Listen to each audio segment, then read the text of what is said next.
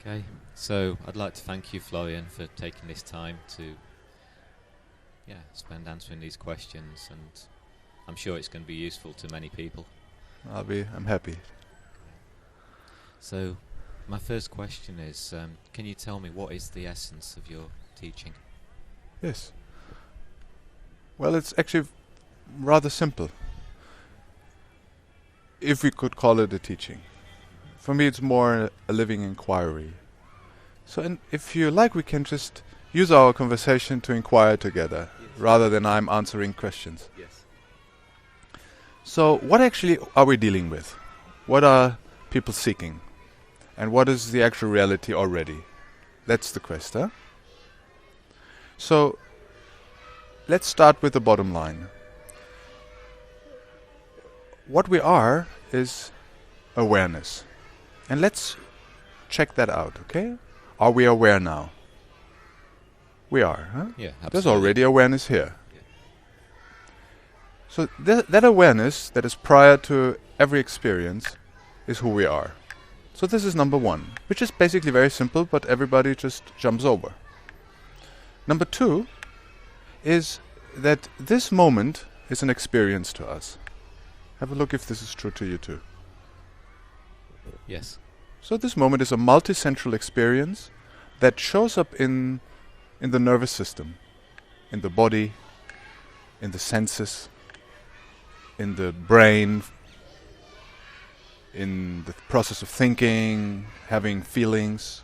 All this together in this moment we could call a multi-central experience showing up in the nervous system. This is what we have, isn't it? Right now that's the case, yes. So there's awareness, and in that awareness the experience of now shows up as a multi-central experience. And number three, we have a capacity as human beings that mostly is underestimated. We have the capacity to play with different focuses of our attention.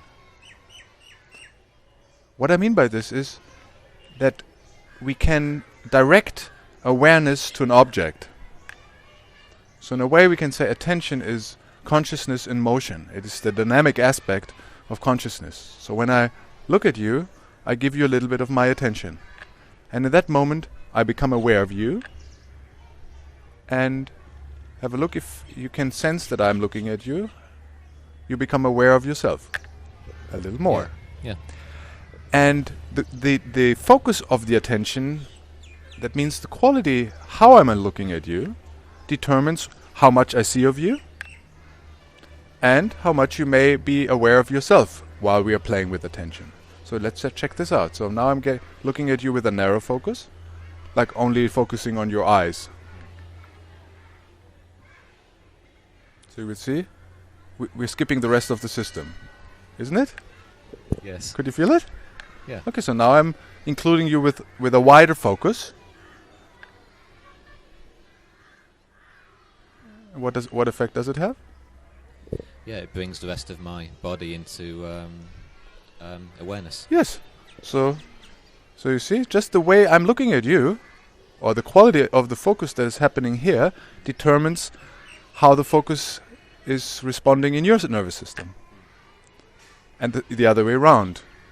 So those three aspects of human life are the ingredients that reality is made of. Just to repeat it again. Who we are is awareness. What we have is this moment as a multi-central experience in the nervous system. And we have a capacity to give and to receive attention. And according to the quality of attention, we experience this moment as pleasant, as heaven, or as uncomfortable, or hell. And this is as simple as that. There's not much more to say. If I would give a brief introduction into the invitation or the teaching that I'm sharing with Julia all around the world since a few years. Thank you. So one of the traps that I fell into, and a trap I see amongst many spiritual seekers, is that once awareness is recognized, there's an idea that there should be no more unconscious patterns, no more desires, that's the end of it. And in my experience, that wasn't true. Could you speak about this? Yes. So I'm aware of that. This is the fairy tale around what people call awakening. But when we understand how consciousness functions, it can never be like you described. And because the seeking dynamic has an interesting aspect that most of the people are not completely conscious of. So in this dynamic of seeking, what people are actually doing, even if they're not conscious of, they're trying to get rid of unpleasant experiences. So the seeking, even if they go to therapies or meditate or use Advaita teachings or any other teaching as a method, it is mostly unconsciously driven of trying to get rid of things they don't like about themselves or experiences in the nervous system that are discomfortable and getting more pleasant experiences. So it is caught up in a game of not wanting this and wanting a lot of this.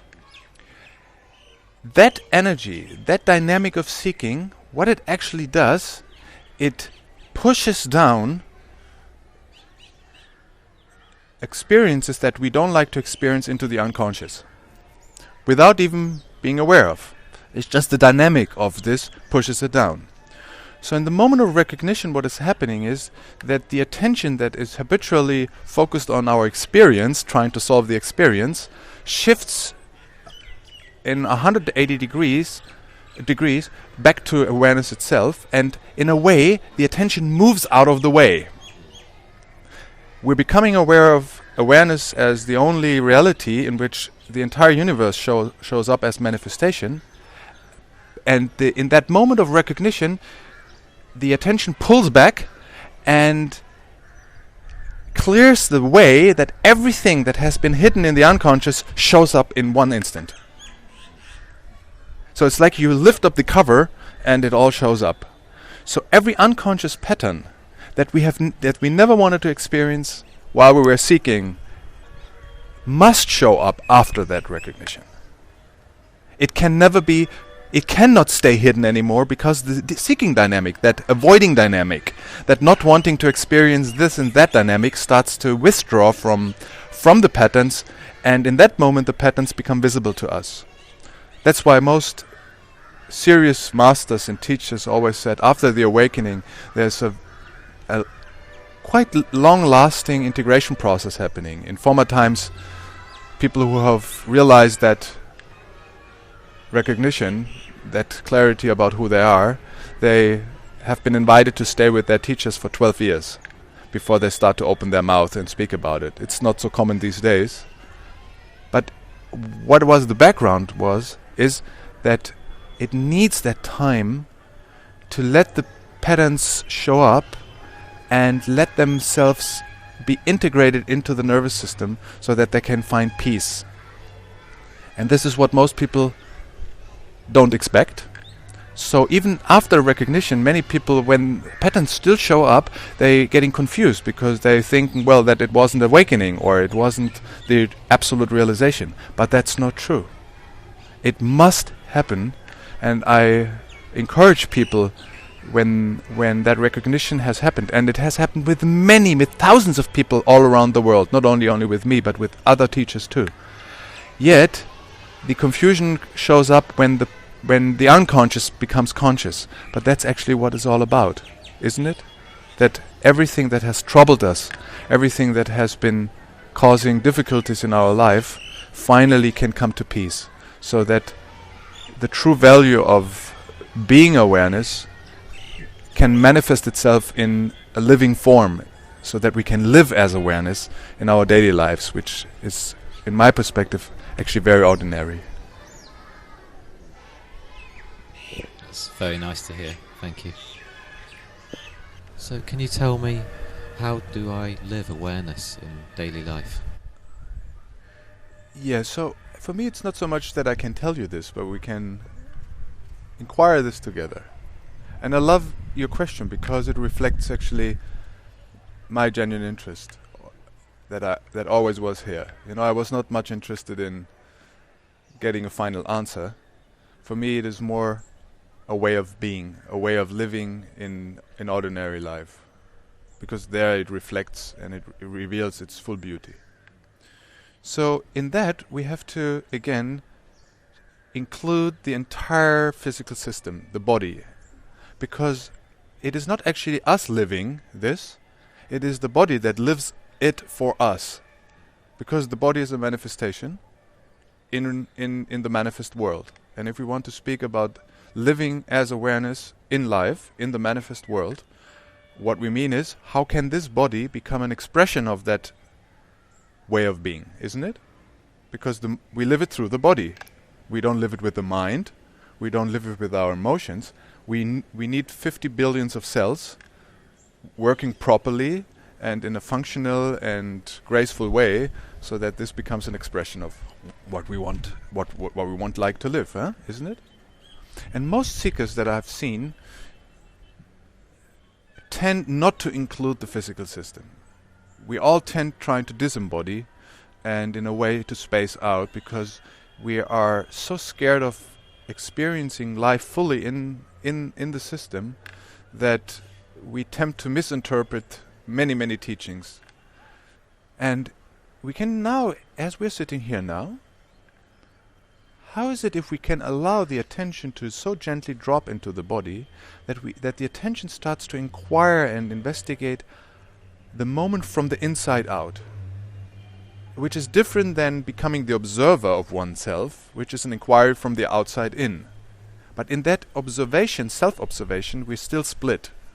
It seems like there's an observer, and the system becomes an object that is observed, not noticing that is creating a split between two. What I'm inviting you now and together is very gently and very tenderly to let the attention drop all the way into the body. Attention is awareness in motion. That's what we said before. And to savor the moment through the body from the inside out. Have a look how this is possible. Including the whole body in awareness. How is that for you? It's very natural. Very natural. Including, yeah. Yes. And how? So who is living it? Are you living it, or is the body experiencing this moment as an expression of the beloved? It's fully inclusive. It's really, including the body. Yeah. So that body does the job for us. So we are here. There's awareness here, and in that awareness, the body shows up. And when it is just included, fully embraced, penetrated by that awareness that we are, it becomes an expression of it, and it becomes highly sensitive, highly receptive to savor, to taste the full beauty and the abundance of life without rejecting anything. So for me, this is the inclusive way of living as awareness. And there's an equally valid way of resting in the void and rejecting everything as an illusion. Yet, in my experience, something is missing in that. It is not fully including the world as a manifestation of the beloved as well. Thank you. So in that last investigation, I really experienced including the whole system in awareness, and to me that felt like living embodied. Can you speak a little about that? Yes. So I like the way you label it, because that's the wording that I used to. We are not used to live completely embodied. As I mentioned before, that as long as there is discomfort in the system, and as long as there are unconscious patterns playing out in the physical system, they are not playing out in the psyche. They're not playing out in the mind or in the emotions. Every unconscious pattern originates in tightening up in tensions in the physical body, in the tissue, in the muscles, around organs, and they produce tension that most of us are not aware of. And in a funny way, we try to solve it with our minds. We become caught up in concepts, in methods and techniques, trying to get rid of the tension to finally feel comfortable in the body. Even the concept of I'm not the body is misused, trying to disembody. So the moment we are starting to include the body in awareness, and we can only include it when we have realized ourselves as being awareness, what is happening that awareness starts to become conscious of structures in the nervous system, in the whole body, where the body habitually tightens up. The embodiment is, so to say, a consequence of bringing attention to parts of the body that we usually never want to experience. And in the moment we give a little bit of attention to the body, it releases its habitual structure, its tension, and it smoothens, it gets soft. So in that play of attention that includes the body becomes conscious of its own habitual functioning, we could say, and reveals the energy that is locked in. So if you see people, and I just noticing from my own experience how stiff the body was. It was completely stiff. It was even incapable to move smoothly and naturally in daily life. So there was not much grace in even its own movements. So the more the attention starts to explore that inclusive way, the more awareness drops naturally into the body. It is penetrating the body, so the body becomes a vessel, like in which the awareness is slowly captured and filled up, until the whole body is a manifestation of that awareness, and the patterns dissolve in that awareness, because the worst enemy for any pattern is awareness. In awareness, a pattern becomes conscious. That's its nature. And once it is conscious, it can relax. It has come home. Or in Western terms, we could say it has been integrated into the system. Yet, everything remains as it was. It is just conscious now. And once it is conscious, it loses its power, and it is not ruling our system anymore. And this is what most people are actually longing for. Yet, they don't see that they have to deal with the structures of the nervous system, because there, every pattern that we have ever had in our life is rooted. So we can only meet it in the body. We will never ever be able to solve it psychologically, mentally, or emotionally. This is what when people listen and hear this and start to experiencing it as you do, they're pretty astonished actually, how easy it is. That the whole seeking dynamic wasn't actually necessary. It's much closer than we all think. Just now. Yeah, that's very nice. Yes. Very nice. Thank you. Yes. So, Florian, what was tremendously helpful for me was to recognize that these unconscious patterns are not personal. And, well, just even now as I'm speaking, I can feel a slight tension showing up in my chest. So could we investigate this? Of course. So just when we just take advantage of the experience that your system has right now. So you were just saying that there's a little tension. So have you chosen this? No. No. It's just appeared. It just appeared. So if you have not chosen this, who is responsible for it? If you didn't make a conscious choice to have a tension right now, who is responsible for that tension? No one, it's just appeared. It just appeared. So who's to be blamed for or ashamed for or guilty that this tension is here, if it is not your choice? Yeah, I don't find anyone. Yes. So obviously it has nothing to do with you. it is a manifestation in the body where we have not the slightest idea where that comes from. So we can say the experience of now, which is nothing else but a physical sensation, then labeled as an emotion, and then the mind interpreting it and trying to find the cause of it. But even the emotions and the mental are just made up. They are built up on top of the actual experience, which is just a manifestation, a sensation in the body that we don't know where it comes from. We have not made a conscious choice. So if I would ask any people around the planet if they know this experience, they would say, "Oh yes, of course I know it." So we can even say it's not neither personal in from a certain perspective, nor is it personal in any perspective, because everybody knows it. So it's an impersonal sensation that shows up in the system, and from there, how does this determine the focus, the quality of attention that is directed to that sensation? So if it's personal, how does it affect your attention when we see things personal? It's tight. It's tight. It's a narrow focus. Yeah. And it feels like it's a me here having an experience there, and it's my experience, and I've got to solve it, and I've got to find the way out of it, and the rest of it. So the whole quest becomes a very personal thing, and mostly it's very narrow, and we're just jumping from one aspect to the other, somehow thinking that by bits and pieces we're gonna finally end up at a whole. When we see it from an impersonal perspective, that this has never been our choice, there was nothing we could do about it, it was just showing up. We're not knowing where it comes from. How does this affect the quality of your attention? Just noticing that's here just now. How does it affect?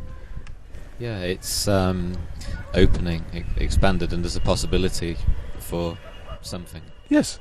So the focus gets wider, and we see that there's something happening, but we don't know exactly to whom it does belong, and it is not exposed. It is not the only thing that is that our life is about. So that kind of obsessive focusing that most seekers have, that they are focusing on anything. It can be their experience, but it also can be obsessively focusing on awareness, is first of all trying to get rid of something, and it is always exclusive because it is caught up in a narrow focus. We never allow the focus of attention to widen and to see that this is only a fragment of the totality of now. It is already embedded in all of experiences that are showing up in this moment.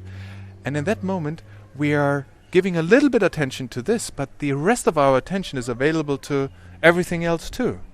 And funny enough, how does the body respond to this? How does the sensation that has been under focus, so to say, when we're just widening the focus, how does the sensation respond?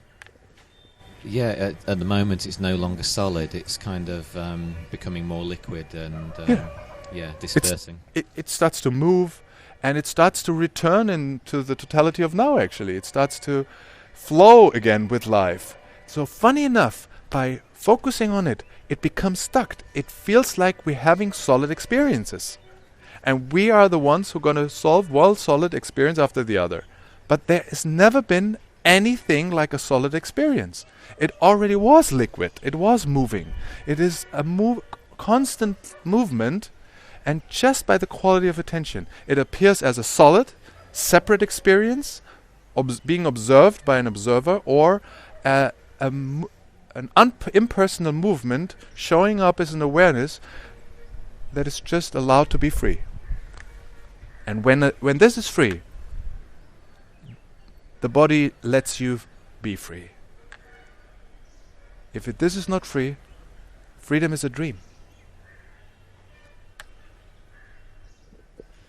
Thank you very much. Yes. It's been a trap for me in the past, is this wanting to be special, and actually in the last investigation, what I experienced was just very ordinary and beautiful. And so I would like to ask, how do you live this in the daily life, in the ordinary everyday life?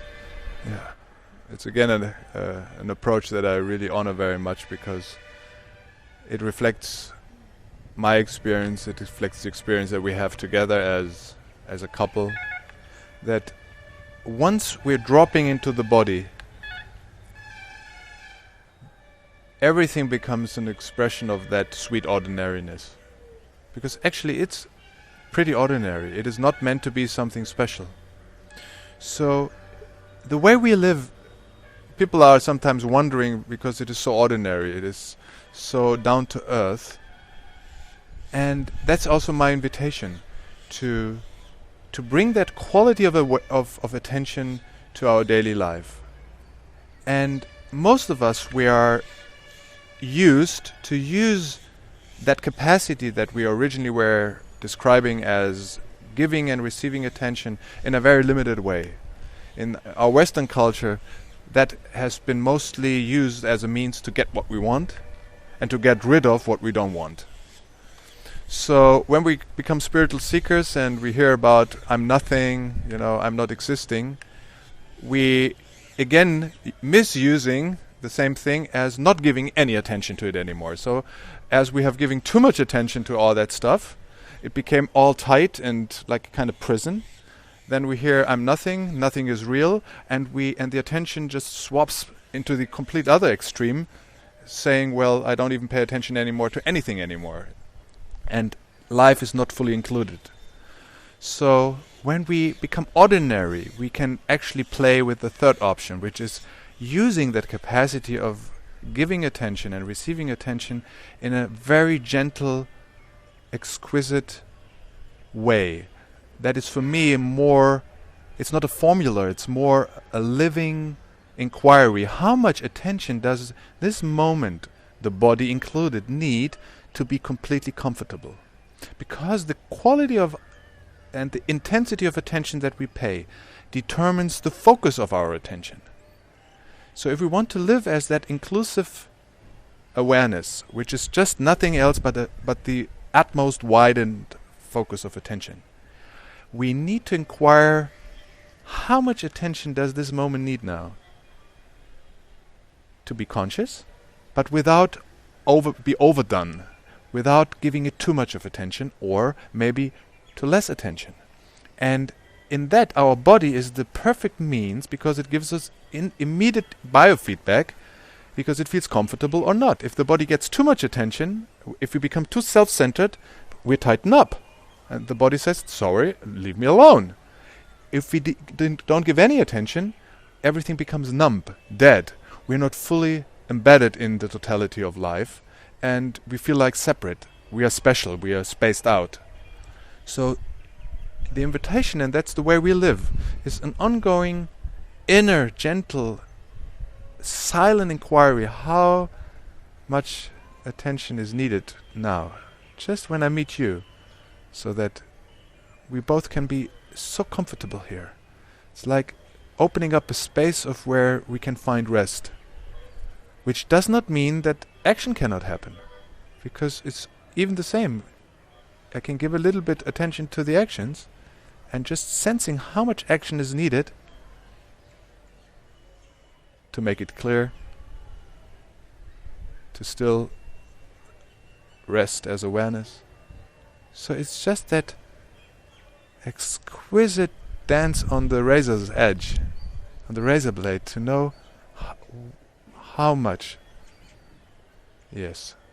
How is that for you? Yeah, it's very beautiful. Yeah. And my attention is just free. Yes, your attention is free. And if your attention is free, you are free. Awareness is already free.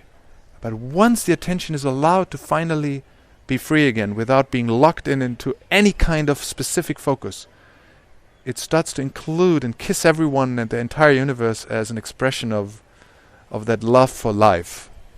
And for me, that's the invitation. That's the way of being in life that is most precious to me and my partner. And this is what we're inviting people when they come to the meetings. And so far, everybody who had the courage to let this happen benefited so much, because life is about freedom then, and not about achieving something or getting rid of something. It's about freedom and love.